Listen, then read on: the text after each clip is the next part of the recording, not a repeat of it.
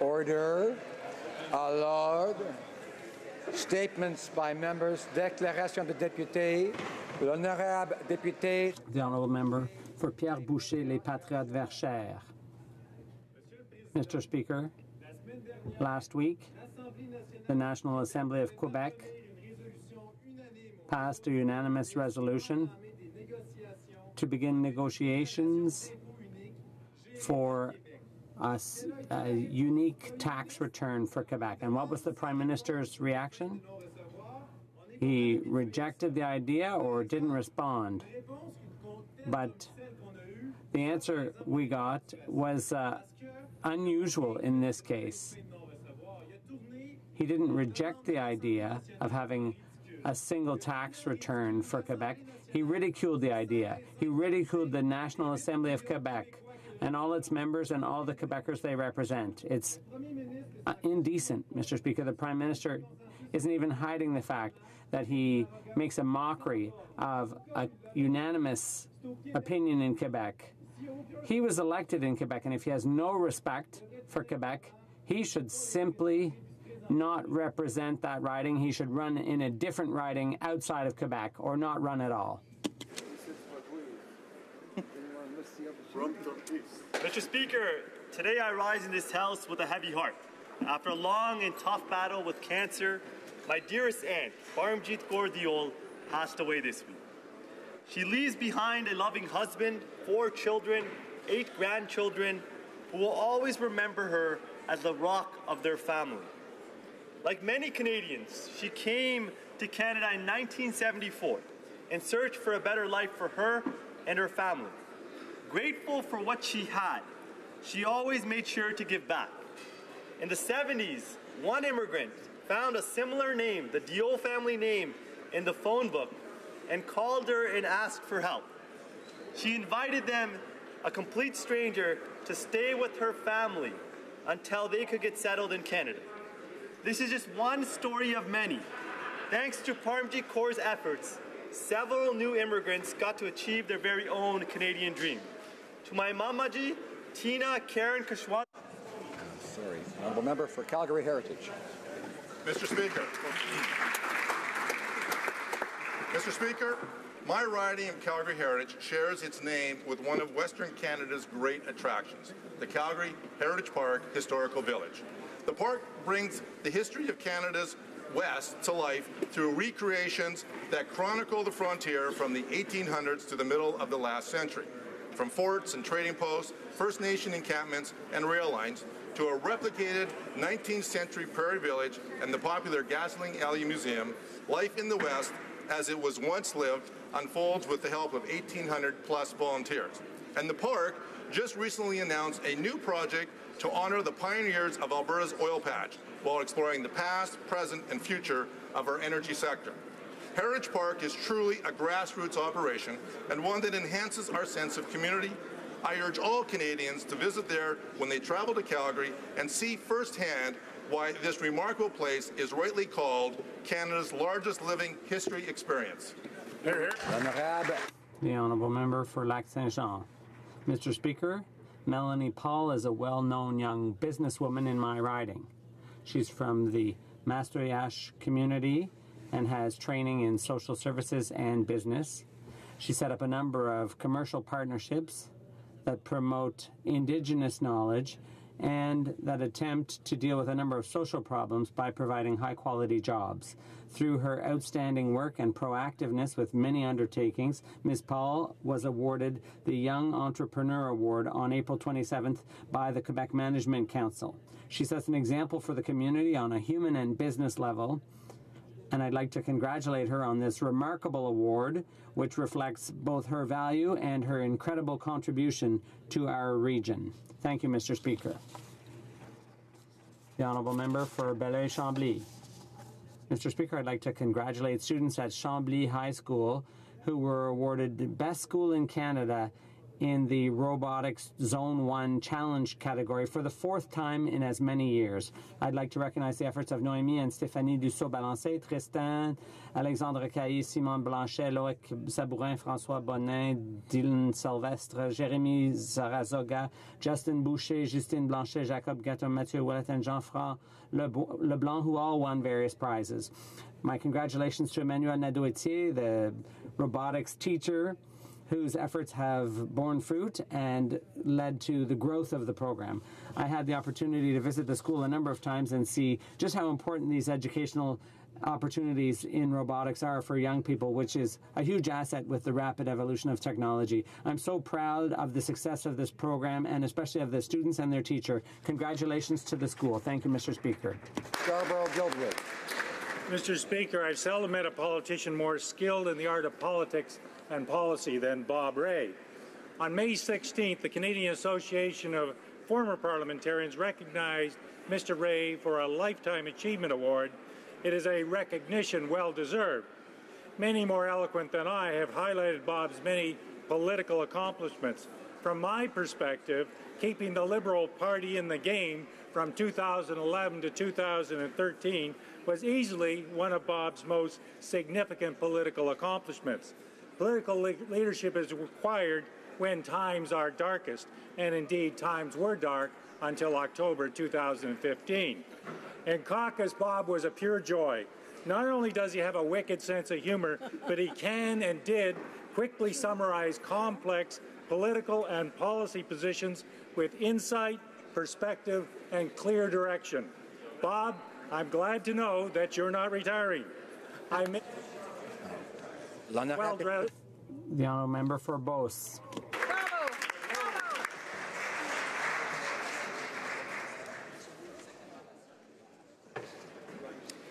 Mr. Speaker, I'd like to talk about a cultural organization in my riding. It's called Beauce Art. Its mission is, among other things, to contribute to the development and spread of arts and culture. Every year, Beauce Art puts on an international event from May 27th to June 17th. There's a symposium, and the theme is Sculpting History in the Great Outdoors. Artists from 8 countries and various cultures will gather in St. Georges to provide the public with a live creation experience. During this period, each artist will express themselves in their own way and offer their own interpretation of history. This international competition is a major tourism draw in the Beauce, and I would encourage you, Mr. Speaker, to come and discover the world and Beauce. Honourable member for St. Boniface, St. Vital. Awards for teaching excellence in early childhood education. There were 4 recipients from Manitoba, and I'm extremely proud to say that 3 of them work in my riding of St. Boniface, St. Vital. Laureate d'un certain... Yvette Sorin won an award of excellence for early childhood education. She set herself apart with her inclusive approach, inclusive of families, and novel approaches to encouraging curiosity and self-reliance among young people. Education. Stephen organizes the Youth Biolab Jeunesse, a unique science program for school-aged kids at the St. Boniface Hospital Albertson Center. And Megan Chopek, a teacher and librarian at the brand new Sage Creek School, received an award, a certificate of honor in teaching. Her commitment to bringing the world to the school is having a positive effect on her new school. Congratulations, merci, and thank you. The honourable member for Hastings, Lennox, and Addington. Mr. Speaker, it's Tourism Week in my riding, so let's all embark to see true rural living at Bon Echo Park. Head south to Stone Mills where the day turns to night because the dark sky viewing is a true delight. If you go to Newburgh, you'll all be shoo-ins if you poke your head in at Art Among the Ruins. And thanks to the volunteers who always pitch in on Amherst Island at the back kitchen. Take the ferry from there to steer your path to the Canada Day Parade in historic Bath. You need to quench your thirst, and you're already near. So stop at Napanee, Bancroft, Signal, and McKinnon Brothers for craft beer. And Mr. Speaker, pay close attention now, because I'm sure you would love the Mohawk Powwow. But if it's rodeos you need, then please take heed, saddle up your steed for the stampede in Tweed. And so, Mr. Speaker, all this to say, summer in Hastings, Lennox, and Addington is all sunny ways. The Honourable Member for Edmonton-Griesbach. Mr. Speaker, 1 in 340 Canadians lives with multiple sclerosis. I got a personal connection with this disease. My dear Edmonton friend Ted Marianix died from MS 3 years ago. But there's hope. Another friend, Julie Kellendorfer, has lived with MS for 14 years. She's seen the difference research makes. She tells me that 20 years ago, there were only 1 or 2 drug therapies for people with relapsing, remitting MS. Today, there are 14 drug treatments.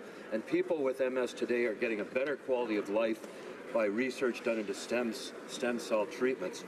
Since 1948, Canada's MS Society has provided about $175 million in funding for research. We're now a shining light. May is MS Awareness Month, and today is MS World Day. I ask all of my MP colleagues to join me to support the MS Society's quest to accelerate MS research. Together, we can find a cure. Hear, hear.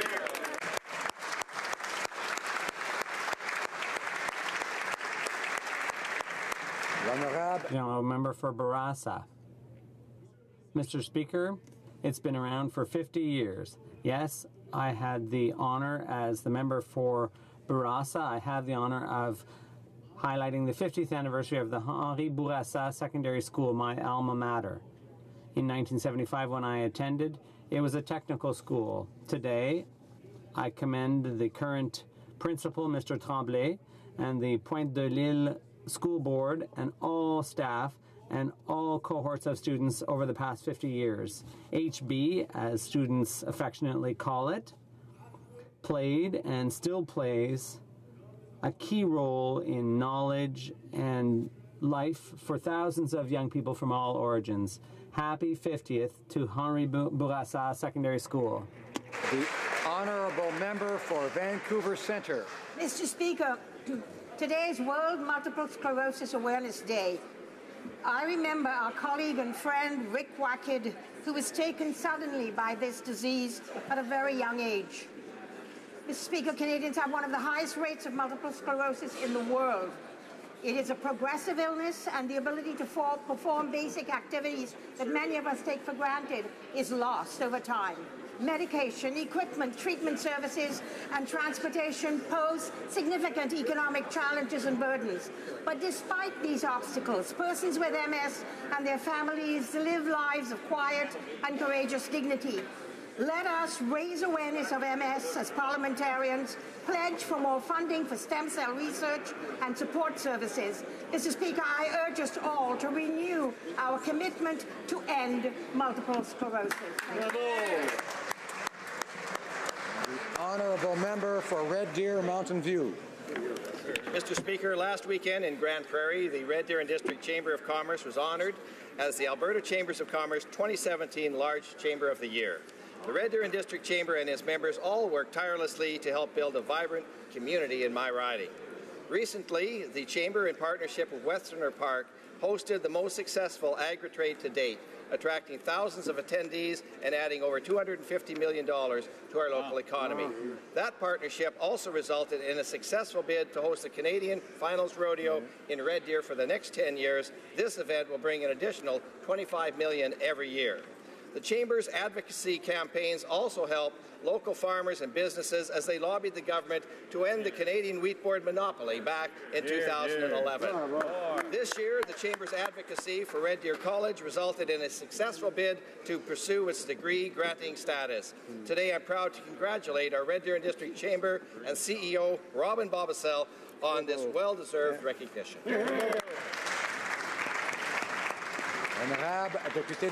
The Honourable Member for Saint Laurent. Mr. Speaker, this week is the week of victims and survivors of criminal acts.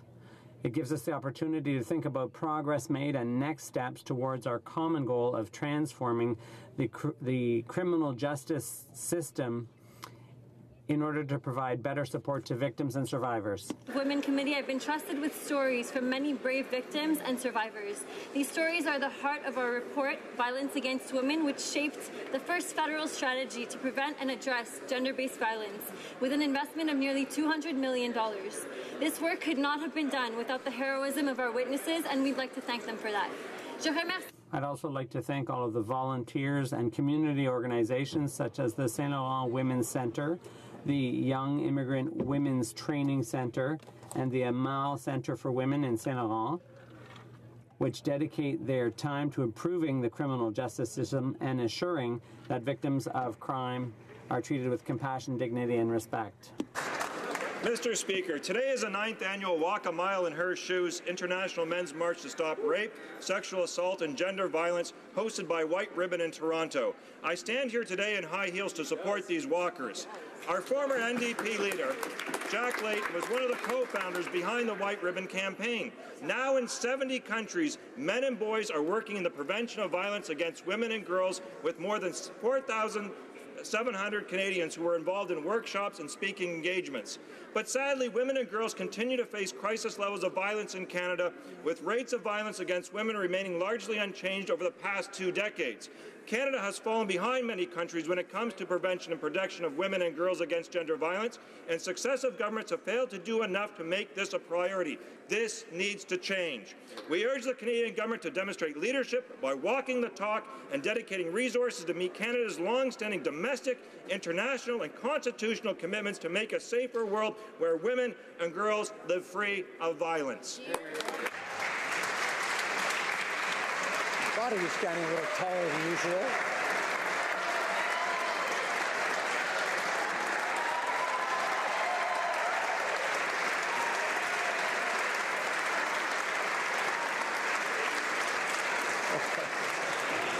I thought he was standing a little taller than usual there. Yellow member for Selkirk, Interlake, Eastman. Mr. Speaker, Vladimir Putin and his Kremlin kleptocrats continue their illegal occupation of Crimea and wage war in Ukraine's Donbass. The Russian Federation has been intensifying its war in eastern Ukraine this spring, killing more Ukrainian soldiers, civilians, and dissidents who speak out against Putin's invasion of Ukraine. This must stop, and Canada must do more to help our ally, Ukraine. That is why a Conservative government in 2019 will provide lethal defensive weapons to Ukraine. And that is why Conservatives brought forward Magnitsky legislation to hold Russian kleptocrats and human rights abusers accountable. While our Conservative caucus has been a world leader in its support for Ukraine, it's shameful that this Liberal government has failed to follow suit.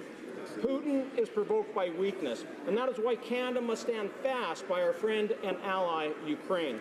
Only through action and strength of resolve can we help Ukraine protect its sovereignty, regain its territorial integrity, and stop the illegal occupation of Putin's proxies in Ukraine. Honourable member for Edmonton Centre. Mr. Speaker, earlier today, members of the House and TELUS volunteers packed Kits for Kids backpacks, filling them with school supplies as part of TELUS Days of Giving. Participating members will have the opportunity to select a school in their community for children who may not have access to the tools they need, providing them with necessary school supplies. This year, I have chosen Inglewood School, a wonderful school in Edmonton Centre, to receive these school supplies and backpacks. TELUS Days of Giving inspires us to give back and make a positive difference in our local communities. This year celebrates the 13th annual event with thousands of volunteer activities taking place from May 1 to June 30th. TELUS and their team have contributed over $1 billion since the year 2000 through their various prizes and awards. All goes to improving the vitality of Canadian communities. A huge thank you to everyone who's taken part in the TELUS Volunteer Day all across Canada. Thank you, Mr. Speaker. Oral questions. Questions orales. The Honourable Leader of the Opposition.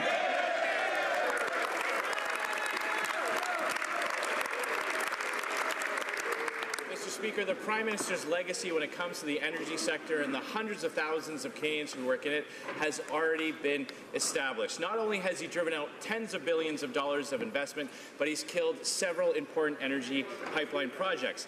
Energy East would have brought Western Canadian energy to Eastern markets, displacing foreign oil and creating jobs in New Brunswick. But this Prime Minister killed that project by imposing a double standard on Canadian energy that foreign oil is exempt from. Why is the Prime Minister opposed to Energy East? The right honourable Prime Minister. Speaker, we have been consistent in demonstrating that we understand that growing the economy and protecting the environment must go together. As we move forward on a national plan to protect, to reduce climate change, as we also at the same time defend Canadian jobs right across the country, particularly in Alberta, we're happy to move forward on demonstrating that we understand what the Conservatives and the NDP simply do not. There's no choice to be made between the environment and the economy when it comes to creating good jobs for Canadians and into the future. The Leader of the Opposition. This Prime Minister has made the choice to kill thousands of jobs in Canada and give preferential treatment to foreign oil over domestic Canadian production.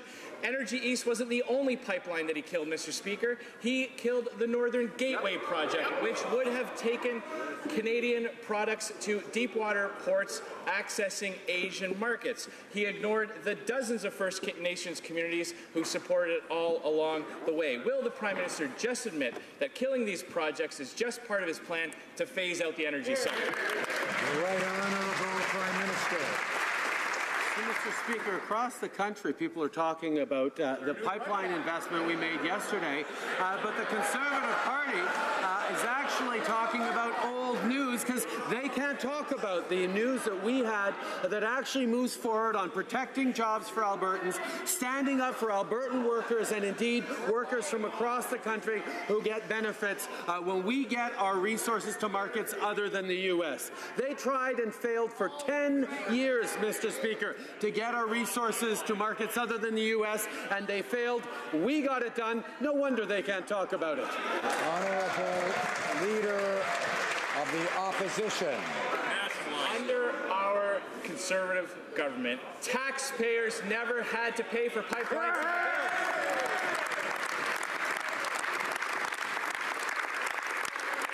Four major pipelines were approved and constructed without a cent of taxpayers' dollars, and when we approved the Northern Gateway pipeline, which would have brought in Canadian energy to deepwater ports accessing Asian markets, this Prime Minister killed it. He has created the scenario where taxpayers have to pay for his mistakes. Why has he waited so long and created this problem? The Right Honourable Prime Minister. Mr. Speaker, what we see here is the Conservatives trapped by their rigid ideology and therefore unable to protect jobs and create jobs for Albertans. For 10 years, they tried and failed to get a new pipeline built to markets other than the United States, and they were unable to do that. What they seem not to understand is that public investment has always been part of developing the resource sector, and we are proud to make sure that we are supporting the growth in the economy, the good jobs for Albertans and all Canadians, while we protect the environment. Hear, hear. The Leader of the Opposition. To date, the only thing standing in the way of getting Canadian energy to foreign markets is this Liberal government. And now the Prime Minister is trying to characterize the belief that when a private sector company wants to use shareholders' money to build a pipeline, that is somehow rigid ideology. Well, Mr. Speaker, when a Texas-based company wants to bring $4.5 billion of investment into Canada, Conservatives will support that investment and not ask taxpayers to pay for his mistakes. Right Honourable Prime Minister. Mr. Speaker, the rigid ideology that this Conservative Party is showing is costing jobs for Albertans. They failed for 10 years. Perhaps a little history lesson is in order.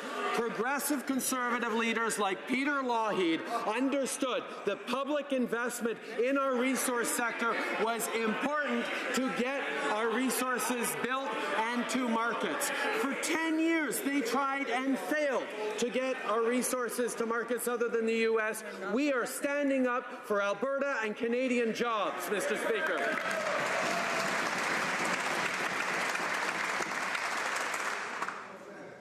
The Honourable Leader of the Opposition. Mr. Speaker, tens of billions of dollars of investment in the energy sector has already left this country. And now the Prime Minister is telling Canadian taxpayers that they are going to have to pay for his mistakes. He is writing a check for $4.5 billion for an existing pipeline. Not a single centimetre of new pipeline will be built with this bill to the taxpayer. It is going to a Texas-based company who is taking that money out of Canada. Why is it that when Liberals are in power, taxpayers have to pay $4.5 billion for something they could have got for free? The Right Honourable Prime Minister.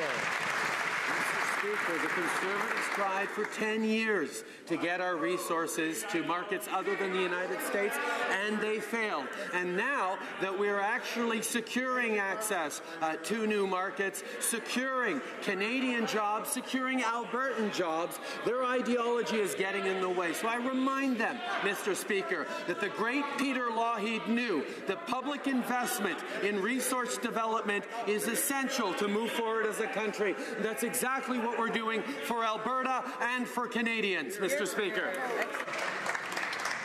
I would ask these honourable members for Chilliwack, Hope, and St. Albert, Edmonton by not calling out or yelling or speaking out when someone else has the floor and waiting till they have the floor before speaking, as the standing orders provide. The Honourable Member for Rimouski-Nejet-Témiscouata-Libasque. Minister would put as much passion talking about the environment as he is talking about buying a pipeline. Mr. Speaker, by taking $4.5 billion in public funds and sinking it into Kinder Morgan, what the government is doing is nationalizing a pipeline. Champions of the environment do not buy pipelines, and they do not choose to saddle Canadian taxpayers with the environmental and financial risk of a pipeline. Mr. Speaker, a champion environment invests in clean energy. What risk evaluation did this government do before buying Kinder Morgan? Mr. Speaker, when Rachel Notley announced her plan for the environment, the NDP here in Ottawa celebrated. They congratulated her on her vision and her plan for the environment. But today they're forgetting, Mr. Speaker, that there were 3 parts to Rachel Notley's plan to tackle climate change. Number 1, a limit on greenhouse gas emissions from the oil sands. 2, a price on carbon throughout Alberta. And 3, a pipeline to new markets for Alberta's resources. That's the plan that they congratulated them on, and that's what they're forgetting today. That is that the environment and the economy go hand in hand. The Honourable Member for Rimouski-Nejet-Témiscouata-Libasque. Mr. Speaker, we've been talking about the environment and the economy. They're putting the economy before the environment. It's clear. And what's also clear is that the Premier of Alberta respects her promises. But what we find unfortunate is that this government breaks its promises. The Liberals have decided to take on a risk that Kinder Morgan no longer wanted. And worse still, the government bought a pipeline that dates back to the 1950s for $4.5 billion. And that doesn't even include the billions that will be swallowed up. What will the impact be for Canadian taxpayers? The Right Honourable the Prime Minister. Mr. Speaker, the New Democrats continue to fail to understand that you can't choose between what's good for the economy and what's good for the environment. They haven't understood a thing. Now, within our historic plan to reach our Paris targets is a pipeline that brings our resources to new markets. We know that by bringing our resources to new markets, securing better prices and securing jobs throughout Canada, we will be able to set a price on pollution throughout the country. We will be able to protect our oceans. We will be able to cap our greenhouse gas emissions. Only Liberals would dump $4.5 billion on a 65-year-old pipeline and call that an energy strategy. Only Liberals would try to force through a pipeline and tankers through traditional First Nations territory and call that reconciliation. And only this Prime Minister would call himself a climate change leader and then be willing to spend $15 billion on a diluted bitumen pipeline to China. Watch, he's about to say the environment and the economy must go together. You know what else must go together? Making a promise to the Canadian people and then actually keeping it. Right Honourable Prime Minister. Mr. Speaker, I think it would be worthwhile to remind this House and remind Canadians and indeed remind the NDP that they celebrated Rachel Notley's approach on protecting the environment and growing the economy just a few years ago. Yet they forgot that part of that plan involved three elements. One, an absolute cap on oil sands emissions. Two, a price on carbon that would apply to the Alberta economy. And three, getting our oil resources to new markets. That was integral in Rachel Notley's approach. That is what they have done. That is indeed what we have done to demonstrate the economy and environment go together. Honourable Member for Skeena-Baltry Valley. I must have missed the part where she said we should nationalize a 65-year-old pipeline with $4.5 billion of Canadians' money. Liberals do know it's not legal to smoke weed until August, right? Because this idea makes no sense at all. When he was asked about why he bailed out a Texas oil company, this is what the Prime Minister said. This is what he said. It was too risky for a commercial entity to take on. What? If it's too risky for an oil pipeline company to build an oil pipeline, why is it okay for the Canadian public to pick up all of that risk? Liberals have to learn one thing and one thing finally, that bailing out Texas oil companies is no way. The Right Honourable Prime Minister.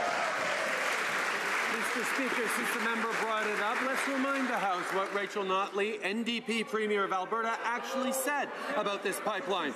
This is a major step forward for all Canadians. We have met the deadline. This project has more certainty than ever. Mr. Speaker, we have demonstrated that despite the actions of one province trying to block this pipeline, the project that is in the national interest and the jobs that will be assured and defended through this project are an integral part of our plan to fight climate change and grow the economy for future generations. That's what Canadians expect. I would ask the member for Longueuil to please be respectful. The Honourable Member for Richmond-Athabasca. Mr. Speaker, here are the facts. Canadian taxpayers will pay $4.5 billion because of the Prime Minister's lack of leadership. $4.5 billion to buy an existing pipeline. $4.5 billion that does not include its expansion nor the creation of new jobs. $4.5 billion that will go into the pockets of an American business that will then go and invest our money somewhere else in the world. My question to the Prime Minister is this. Can he tell us what the bill for his failure is? Right Honourable the Prime Minister. Mr. Speaker, for 10 years, the Conservative government has tried to get a pipeline to new markets, and they have failed. For 2.5 years, they've been telling us to go forward and make sure that we have a pipeline to new markets. Yesterday, we succeeded in bringing certainty to the development of our resources so that they could be exported to new markets, while at the same time bringing forward a plan that will reduce our greenhouse gas emissions and reach our Paris targets. I can understand why the Conservatives have nothing much to say, because we're managing to do what they didn't. The Honourable Member for Richmond-Athabasca. Mr. Speaker, here's some more facts in answer to the Prime Minister. 26th of January, 2016, February 13th, 2018, May 24th, 25th, and 28th. What happened on those dates? The Prime Minister and all the Liberal members opposed motions to support the Trans Mountain project. Now, those are the facts. Canadians, because of this failure, will now have to pay $4.5 billion. That's money that could have been used to bring down taxes or provide better services to the public. How much will this failure cost in the end? The Right Honourable the Prime Minister. Mr. Speaker, every year Canada loses $15 billion because we are prisoners of one market only. We have to develop our resources and export them to new markets that aren't just the United States, and that's exactly what we're doing.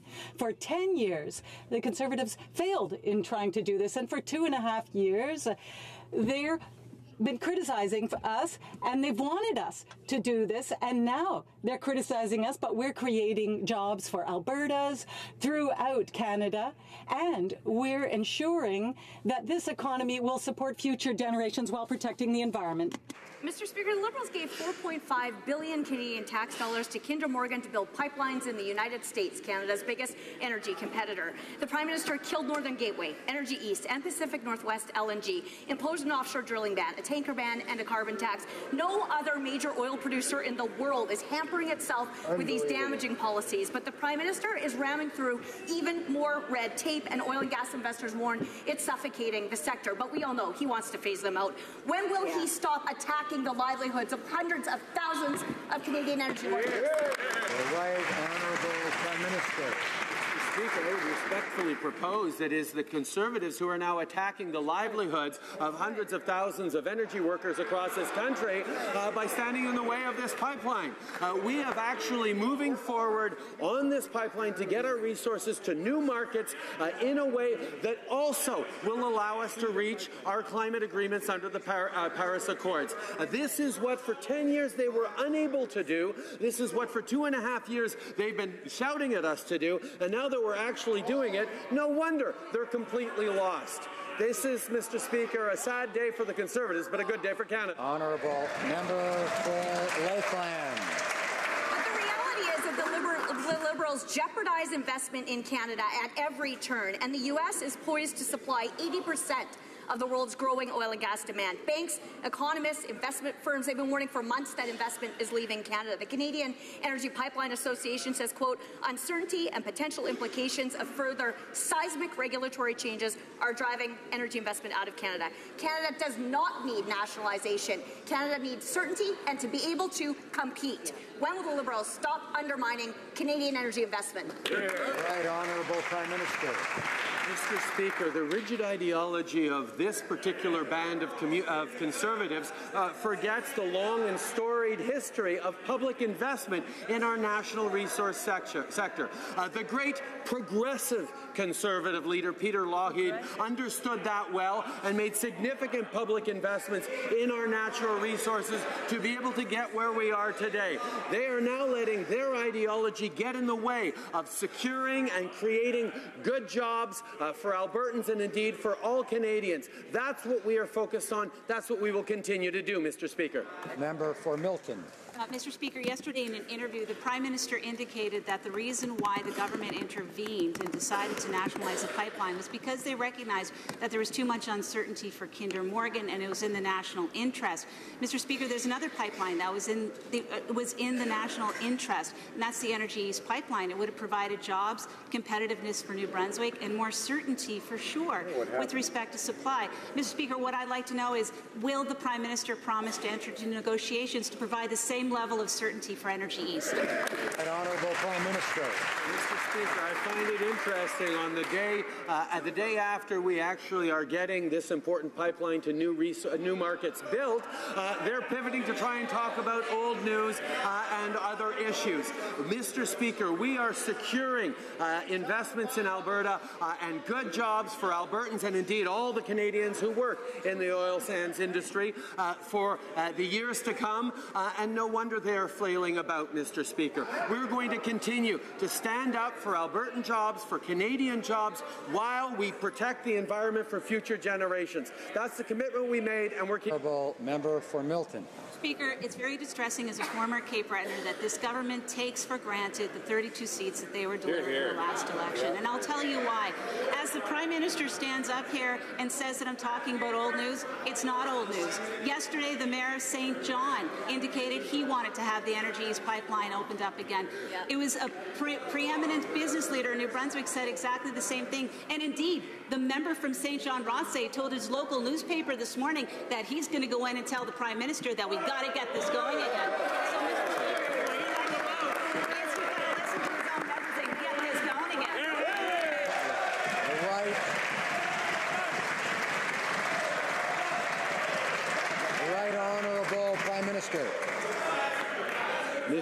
Speaker, we all know that it was essential, that it is essential for us to get our resources to markets other than the United States. The Conservatives know that, but they were unable to do it. For the 10 years they were in power, they were shouting at us to get it done for the past 2.5 years. And when we finally ensure and secure access to new markets for our oil resources, they don't know what to say. The fact is, their ideological approach and their playing of politics is getting in the way of Canadian jobs. Honourable member for Desnethy, Missinippi, Churchill River. Cindy Blackstock said that Canada could have ended the underfunding of First Nations education, water infrastructure and reserves, early childhood programs, and ensured no sick child was ever transported alone in the North and more. Instead, the Liberals bought a pipeline. Yesterday, the Auditor General confirmed that the Liberals have ignored crucial data on the well-being of First Nations across Canada. Now that we know the Liberals have billions of dollars to spend, when can First Nations, Métis and Inuit expect the same investment? Right Honourable Prime Minister. Mr. Speaker, what the NDP failed to understand is that every year we were losing $15 billion because we were prisoners of a single market for our oil resources. Accessing new markets will allow us to grow our economy and create good jobs while we invest in the things that matter. But in regards to Indigenous leadership, let me point out the quote that I am happy the Prime Minister and the Finance Minister are delivering on their promise that the Kinder Morgan expansion project will be built and the construction will get underway this summer. This is good news for First Nations and all Canadians. Ernie Cray, Indigenous. The Honourable Member for Abitibi-Baie-James Inuvik AU. Mr. Speaker, this afternoon there will be a vote on my bill whose purpose is to ensure that the laws of Canada respect the United Nations Declaration on the Rights of Indigenous Peoples, a principle that the Prime Minister himself supported. This government has a fundamental constitutional obligation to preserve the honour of the Crown in its relations with Indigenous peoples. Forcing the expansion of a pipeline, despite the strong and growing opposition of Indigenous peoples, does not respect the honour of the Crown and the United Nations Declaration. The Right Honourable the Prime Minister. Respecting Indigenous peoples involves and includes listening to all Indigenous communities. I do understand that there are Indigenous communities who are opposed to the expansion, but there are also those communities who support that along with the development it will bring about. We work with all Indigenous communities to ensure that we can respond to their concerns and so that we can work with them to mitigate their concerns. We will continue to build on reconciliation in partnership with Indigenous communities, including building a strong economy that works for everyone while protecting the environment at the same time. The Honourable Member for Saint-Laurent. Mr. Speaker, we have never had a Prime Minister in the history of Canada who has so much contempt for the oil industry. Just remember that he wanted to eliminate Albertan oil. And then he said, well, things weren't going fast enough. And he also said that we wanted an increase in gas prices. Well, perhaps he did, but that's not what Canadians want. What's the last thing now that he's done? He's taken $4.5 billion in taxpayer money and he's sending it to Texas. My question is simple. How much will the purchase of Kinder Morgan cost Canadian taxpayers because of his lack of leadership? Mr. Speaker, I understand that the Conservatives have become completely lost. We understand that workers need jobs in Alberta, and we understand that they need jobs in natural resources and that they will get there because we are securing a pipeline that will be going to new markets that are not the United States. That's what they tried to do for 10 years, and they failed because they did not understand that the environment and the economy go hand in hand. We are proud of the work that we're doing to protect the environment and to access new markets so that we can grow the economy, and that's the track we'll continue on. Thank you, Mr. Speaker. The Honourable Member for Louis Saint-Laurent. Well, Mr. Speaker, Northern Gateway, opposed. Energy East, because of Liberal measures, set aside. Liberal tax on the carbon, and then taking $4.5 billion of taxpayers' money and sending it to Texas. Once again, my question is simple. In the end, how much will Kinder Morgan cost the taxpayers? The Right Honourable the Prime Minister. Mr. Speaker, let's look at the track record of the Conservative government that for 10 years tried to do something for Alberta but failed because they did not understand that protecting the environment and growing the economy had to go hand in hand. Now, what we have done by setting a national price on carbon, by showing that we understand that we can defend the economy and promote growth, we have proven that building a pipeline is good for the economy and the environment. To the bailout economy. When Porter Airlines wanted to extend the runway at the Toronto downtown airport, this government said no, which led to the cancellation of $2 billion of Bombardier planes. And the government said, we have to bail out Bombardier. Now, they wrapped this Western pipeline in so much red tape and taxes that it becomes uneconomical. And they say, we have to bail out the pipeline. The question is, why don't they just stay out of the way in the first place? Will the Prime Minister admit that his economic policy is, if it moves, tax it. If it keeps moving, regulate it. If it stops moving, Right Honourable Prime Minister. Mr. Speaker, the desire of the Conservatives right now to play politics with an issue that they have been trying and failing to get done for 10 years is really disappointing. Mr. Speaker, we have always recognized in Canada that public investment has been part of our natural resource sector. Indeed, the great Peter Lougheed demonstrated that to great advantage for Alberta for many, many years. So we are going to continue to invest in ways that support and stand up for Albertan workers and indeed workers right across the country as we grow the economy. Member for Carleton. Well, the great Peter Lougheed probably had to do that because Pierre Elliott Trudeau was in the process of destroying the entire energy sector.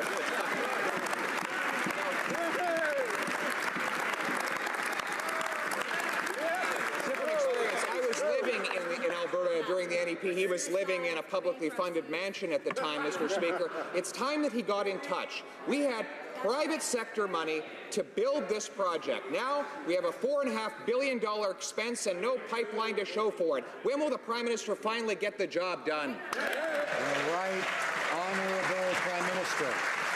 I look forward to hearing from an Albertan who actually might know Peter Lougheed's history and understand the timelines involved. But let me just get back to the fact that we are going to continue to stand up for Canadian resources. We're going to continue to stand up for Canadian workers, and we're going to continue to stand up for protecting the environment. This is what the Conservatives have tried to do for years. We're unable to do. This is what they've been shouting at us to do for 2.5 years. But now they're playing politics that we are actually delivering on what Alberta needs. They don't know what to do, and they make things up. Let me remind remind members of the way it works. This side, something that side doesn't like, then the opposite happens and it goes back and forth. But we should only have one side at a time saying whatever the other side doesn't like. And we should listen to the answers and the questions. The Honourable Member for Port Moody Coquitlam. The Marathasso leaked 2,700 litres of bunker fuel into Vancouver's English Bay, costing the city more than $500,000 to clean it up. 3 years later, Vancouver is still fighting for reimbursement, but the government is only offering 30 cents on the dollar, leaving taxpayers on the hook. No wonder British Columbians are so concerned about a Kinder Morgan oil tanker spill. Now, imagine a toxic dilbit spill with no technology in place to clean it up. Who will the minister leave on the hook to clean up that disaster? The Right Honourable Prime Minister. Mr. Speaker, I grew up spending my summers on the BC coast, and I have deep connections with British Columbia, so I too am concerned about the nature of our coast.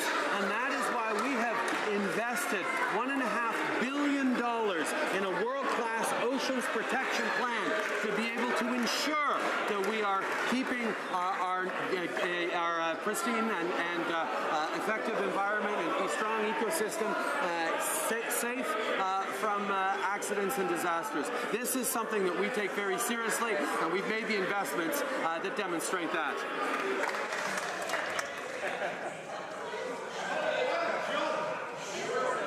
Order.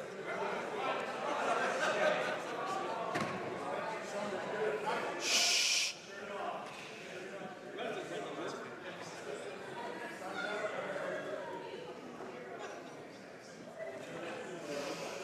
L'honorable député. The Honourable Member for Rosemont-la-Petite-Patrie. Mr. Speaker, the Prime Minister said it himself, and I quote, "The Kinder Morgan pipeline was a far too risky project for the private sector." But here, he's taking $4.5 billion out of our pockets to buy the 65-year-old pipeline. If it's too risky for the private sector, why is he taking this risk on the backs of Canadian taxpayers? Hey, what is this Mickey Mouse decision? How can the Prime Minister justify this waste of money rather than investing in an energy transition?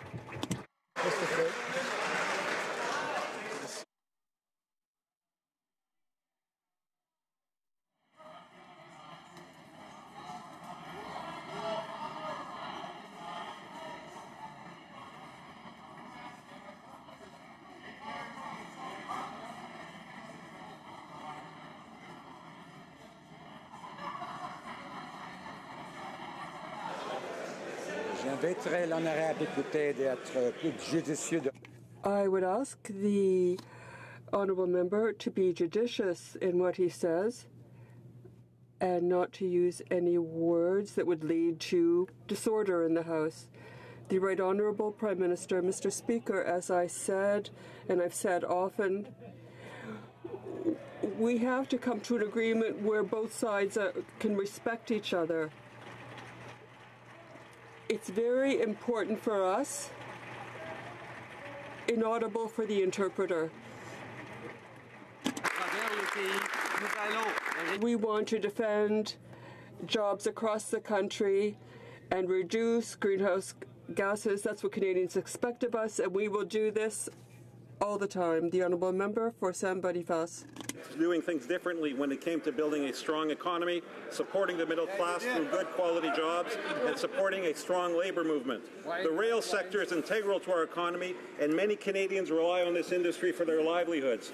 While previous governments intervened in the collective bargaining process, we have taken a different, more fair and balanced approach. Can the Prime Minister update this House on the status of negotiations between CP Rail, TCRC and the IBEW? The Right Honourable Prime Minister. Order. Mr. Speaker, I thank the MP for St. Boniface St. Vital for his question and for standing up for the interests of Westerners across the country. I'm very happy to see that CP has come to an agreement with their union partners. Our government respects the collective bargaining and the important role played by organized labour. In our 2.5 years of government, not once have we had to introduce back-to-work legislation, and today's agreement shows that when companies treat their workers as partners, not opponents, a fair deal for all is possible. This agreement is good news for CP, it's good news for workers, but most of all, it's good news for Canadians.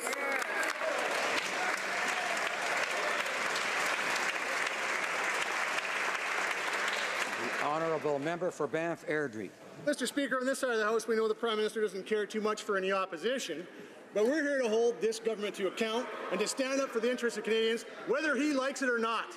And it's evident that he's trying to ram through this new electoral legislation using closure, time allocation, or whatever other trick he has up his sleeve. So will the Prime Minister commit today to allowing Bill C-76 the proper due diligence and study that Canadians know it deserves? The Right Honourable Prime Minister.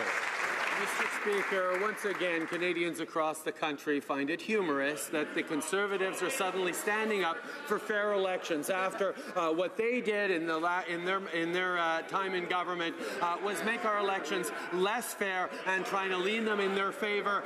Fortunately, Canadians saw through that and relegated them to where they are right now. We are happy to be moving the Elections Act proposals to committee where all parliamentarians will be able to make proposals and debate them. We are open to amendments. We are looking forward to strengthening our Elections Act in a way that serves Canadians, not serves the Conservative Party of Canada. Member for Banff Airdrie. I'll tell you what Canadians don't find amusing, the games and tricks being played by this Prime Minister while trying to ram through this legislation.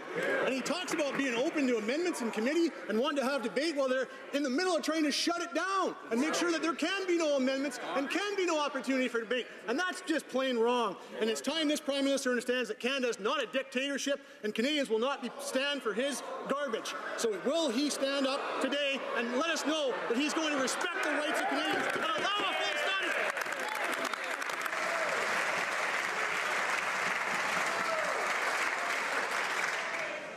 Right Honourable Prime Minister.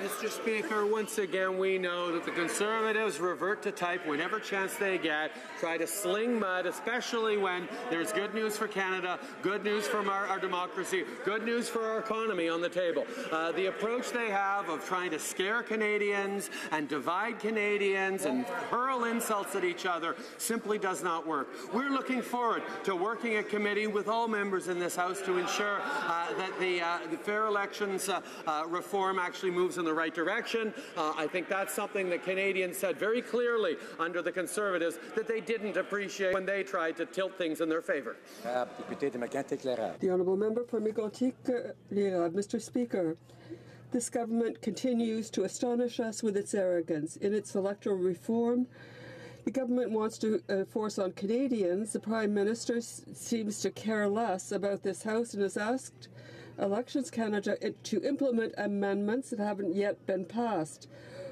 When will the Prime Minister act like a Prime Minister and not as a partisan leader of the Liberal Party and withdraw this unacceptable request from Elections Canada? The Right Honourable Prime Minister. Mr. Speaker, I understand that the Conservatives are afraid that we will reverse the unfair amendments they made to the Elections Act.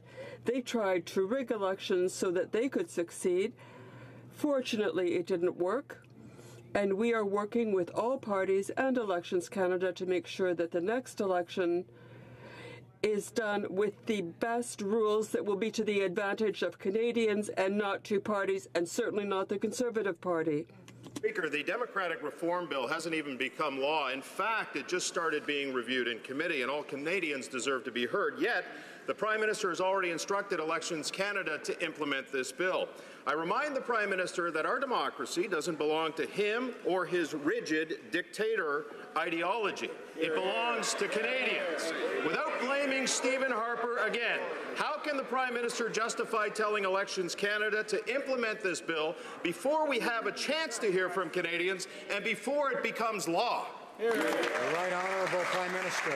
Mr. Speaker, it's almost as if the Conservatives want the next election to be fought under the same rules that they had tilted in their own favour in the last Parliament. Canadians rejected that, Mr. Speaker. They wanted a real Fair Elections Act, which is not what they gave, and that's why we're moving forward to improve our electoral system so that it's fairer for all Canadians and to make sure that our system is reformed in ways that Canadians, parliamentarians, and the electoral and Elections Canada recommend. The Honourable Member for Longueuil-Saint-Hubert. Mr. Speaker, after long negotiations, the Heritage Minister had to admit that her much-touted cultural policy was just a transition plan. Tomorrow, the CRTC will submit its report, and the rumour has it that the Minister will launch yet another consultation, the third in 3 years. So they have the same political, or rather cultural policy as Stephen Harper Conservatives. Nothing but a tax holiday for Netflix. The Prime Minister. This government has done great things for culture, whether it be supporting the CBC, the Canada Council for the Arts. So we are supporting our creators and allowing for Canadian culture to thrive worldwide. We don't want to add another tax for Canadians. The NDP can continue pushing for a tax. We're not going to increase taxes on Canadians. Imagine receiving a letter from government saying that you and your wife are, quote, not well matched. Imagine the reason cited is because your wife is 3 years older than you. Imagine your marriage is in question because your wedding wasn't big enough. Mr. Begg's wife received that letter. The government routinely sends these letters out to spousal sponsorship applicants from Pakistan to, quote, tease out a response. Offensive and insulting. Do not even begin to describe this. What action will the Prime Minister take to rectify this systemic? The Right Honourable Prime Minister. Mr. Speaker, we have moved forward on strengthening our immigration system, on investing in more capacity to analyze and look at files. We know that after the backlogs that the Conservative government created in family reunification, in spousal sponsorship, we are pleased that we've dropped spousal sponsorship down from the over 2 years it took under the previous government to 12 months, Mr. Speaker. But we also know there is more to do. We're going to continue to keep Canadians safe. We're going to continue to make sure that we're applying the rules properly. We're going to continue to be compassionate and efficient. The Honourable Member for Cherbourg, Haute-Saint-Charles. Mr. Speaker, there was a report by the CBC that shows that the Minister of Immigration is starting to wake up. It says that the minister is talking with his American counterparts in order to update the third safe country agreement. But the change he's proposing will do nothing to stop the flow of illegal migrants. So once again, will the Prime Minister insist that the American government close this loophole in the third safe country agreement? The Right Honourable Prime Minister. Mr. Speaker, I can assure Canadians that our immigration system is enforced in its entirety. All safety processes, all analyses of files are carried out for all newcomers, be they regular or irregular. We know that Canadians expect our system to be one of integrity.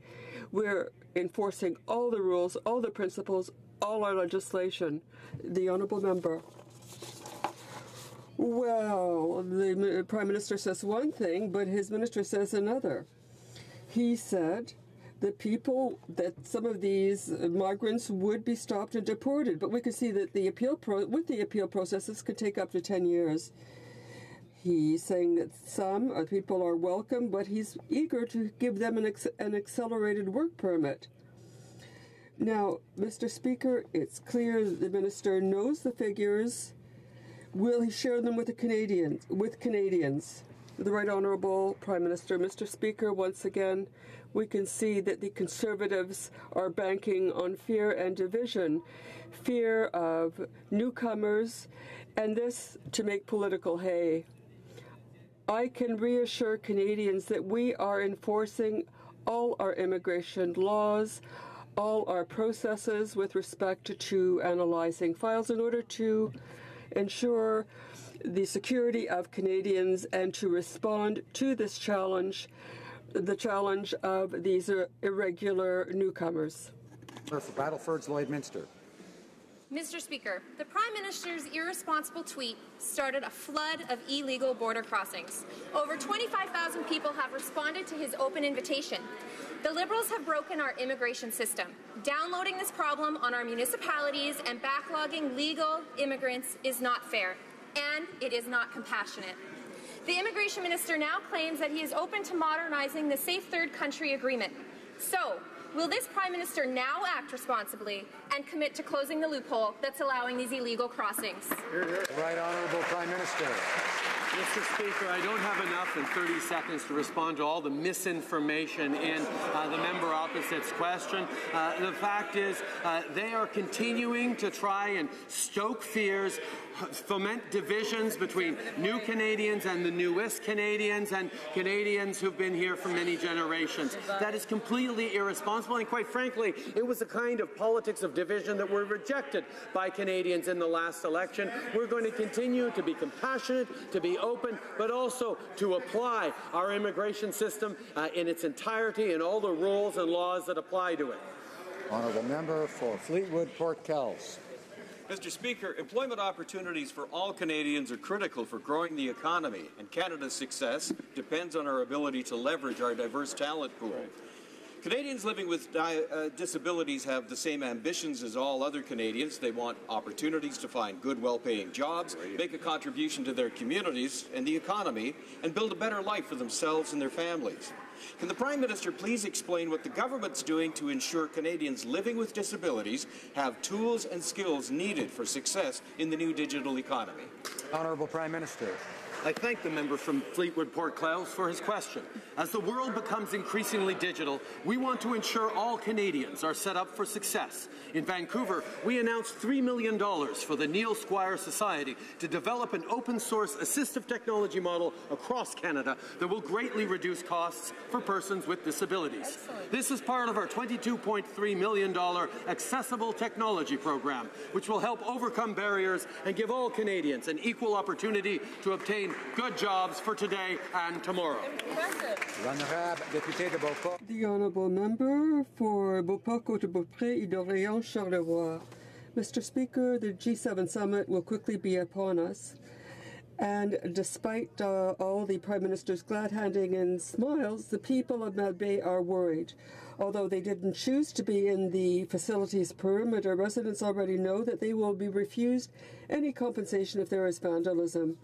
Since this government can blithely spend more than $10 million to compensate terrorist Omar Khadr, how can they refuse to compensate honest citizens? The Right Honourable Prime Minister. Mr. Speaker, I was very touched by the welcome afforded me by the people of Charlevoix when I was there a few weeks ago to thank them for their openness and their commitment to welcoming our visitors from across the world. I know that there may be concerns, but people are very positive about this meeting, and they're happy to show the world what kind of extraordinary place Charlevoix is. I'm eager to share this beautiful region that I love so much with the entire world, and I'm looking forward to it. Speaker, last week the people of Little Grand Rapids, Manitoba were terrified. An isolated community where 630 people crowded into a smoke-filled school gym that was being hosed down from the outside because a forest fire was already in their community. They asked for help, and it wasn't until the last minute that government stepped up. So why did it take government so long to listen to those calls for help? And will this government recognize that instead of investing $4.5 billion on a pipeline, we should be investing in all-weather roads to First Nations and improving the lives of First Nations people in this country? Right Honourable Prime Minister. Mr. Speaker, it's a little bit irresponsible of the member to set up false dichotomies like that. Of course, we continue to be extremely proud of the investments we're making in partnership with Indigenous communities across this country to build houses, roads, schools, community infrastructure and hospitals, and we know we have lots more to do, and we will continue to do it. But you know what would help, Mr. Speaker, if we weren't losing $15 billion every year because we can't get our resources to any other market other than the United States for our oil. That's why we're moving forward on growing the economy while protecting the environment and enabling us to do even more for all our partners across the country. The Honourable Member for Laval-Les-Îles. Mr. Speaker, Bill C-76 is an election reform for the 21st century.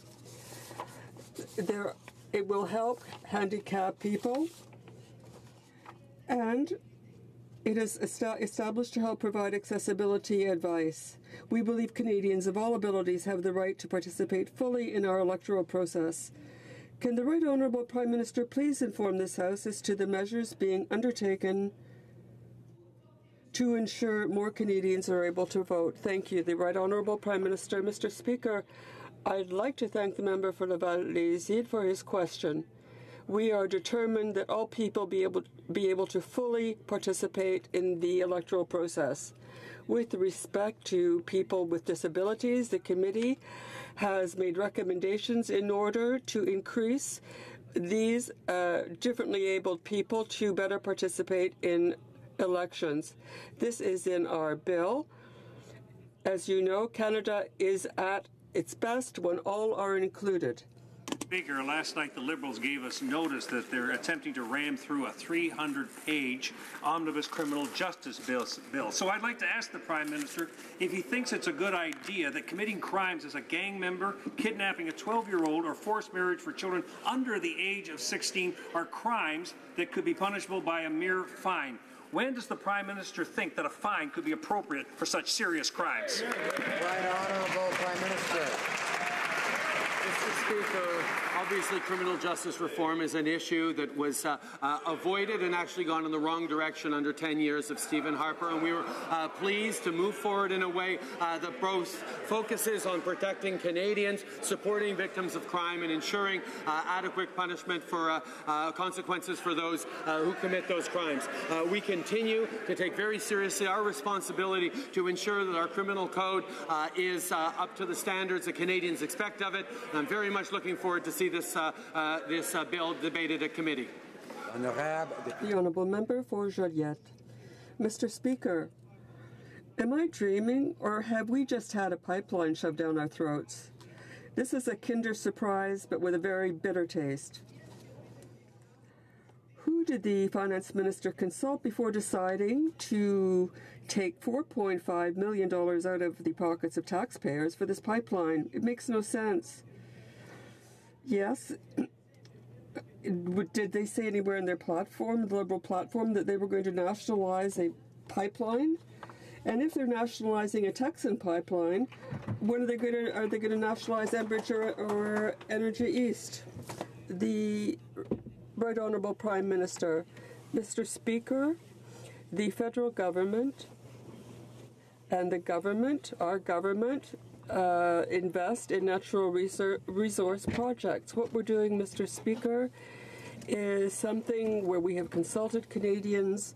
We are strengthening the approval process, and we're very proud to be able to go forward with a project which will give us access to new markets while being part of our greenhouse gas cutting plan. Honourable member from Milton cited a statistic that 600 individuals had crossed the border irregularly last weekend. That would be the 26th and the 27th of May. This number is definitely much higher than what is understood to be the case, and I'm sorry, but this does sound like debate to me.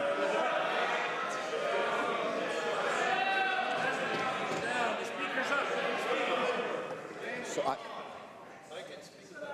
the honourable member, I think, the honourable member does have such a Levy, but I think the point of order from the honourable member from Milton. Thank you, Mr. Separate Speaker. point of order, I think. I'm prompted by the previous point of order. I wanted to rise in the House today, Mr. Speaker, to indicate that on Monday... Oh, it's not debate, my friends. Maybe you'd like to let me finish first, okay? So, Mr. Speaker...